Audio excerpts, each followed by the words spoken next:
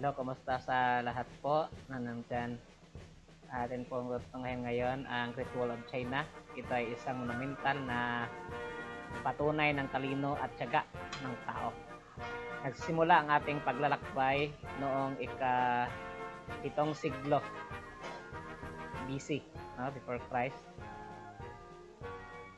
Sa isang magulong panahon ng Warring States, sa panahon na yon sa China. Noon, iba't ibang estado ang nagtayo ng mga simpleng pader na gawa sa lupa at kahoy upang labanan ang mga pagsasalakay.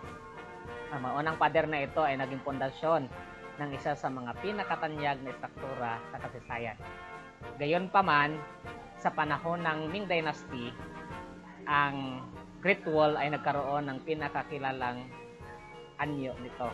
Ang mga pinuno ng Ming na humahanap ng patuloy na banta mula sa mga Mongol ay pinatibay ang pader gamit ang mga brick at bato.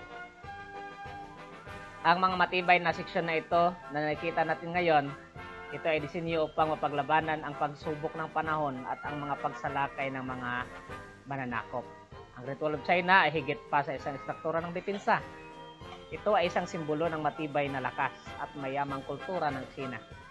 Habang lumulubog ang araw ng mga sinaunang bato nito, patuloy itong nagbibigay inspirasyon at paghanga na nagpapadala sa atin ng kaangahangang kasaysayan na nasaksihan nito.